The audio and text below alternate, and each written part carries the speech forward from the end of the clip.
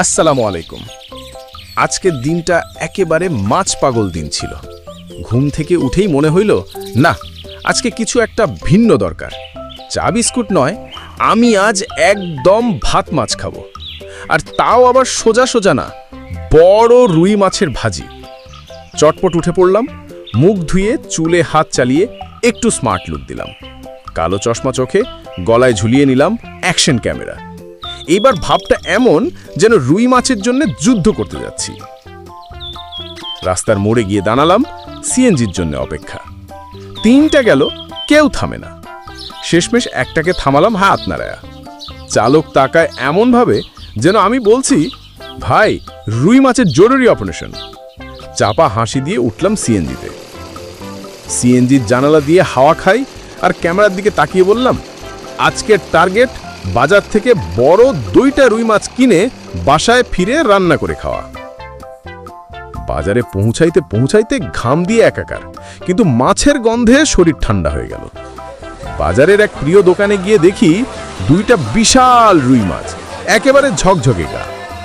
দোকানদার বলল, এগুলা কিন্তু শেষ স্টক ভাই। আমি বললাম, না ভাই, এইবার ছাড়ছি না, 2টাই চাই। বেশি দামাদামি করলাম না। ভালো মাছ দেখলে একদম মন গলে যায়। মাছ হাতে নিয়ে ক্যামেরার সামনে দাঁড়িয়ে বললাম, এই দুজনই আমার আজকের হিরো। এখন চলি বাড়ি, রান্না শুরু করি। আবার সিএনজিতে উঠলাম। মাছের ব্যাগটা কোলে নিয়ে বসেছিলাম একদম রাজকীয় ভঙ্গিতে। পাশের এক চাচা বললেন, মাছ নাকি ক্যামেরা? আমি বললাম, 2টাই, মাছও নায়ক, ক্যামেরাও সাক্ষী। বাসায় পৌঁছেই ঢুকলাম রান্নাঘরে। মাছ কাটলাম ধীরে সুস্থে, পানি দিয়ে পরিষ্কার করলাম একদম যত্ন করে। তারপর কড়াইয়ে সরিষার তেল গরম করলাম।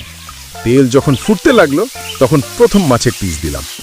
ওই যে শব্দটা চ্যাট চ্যাট, শুনেই বুঝলাম আজ ভাজা একেবারে পরিপাটি হবে। একটার পর একটা পিস দিয়ে ভাজলাম। চারপাশে এমন ঘ্রাণ ছড়াইছে যেন পাড়া পড়শিরাও বলতেছে, ভাই, ভাত দিবা? মাছ ভাজা শেষ হলে চীনামাটির প্লেটে সুন্দর করে সাজালাম। ভাত গামলায়, ডাউল ছোট বাটিতে আর ঠান্ডা পানি গ্লাসে। পাটিতে বসলাম খাবার জন্য, প্রস্তুত। প্রথম লোকমা মুখে দিয়েই চোখ বন্ধ করে বললাম, এই তো জীবন, এই তো সুখ। মাছটা এতই মচমচে ছিল যে হাড়ও গলে গিয়েছিল ভাতের সঙ্গে।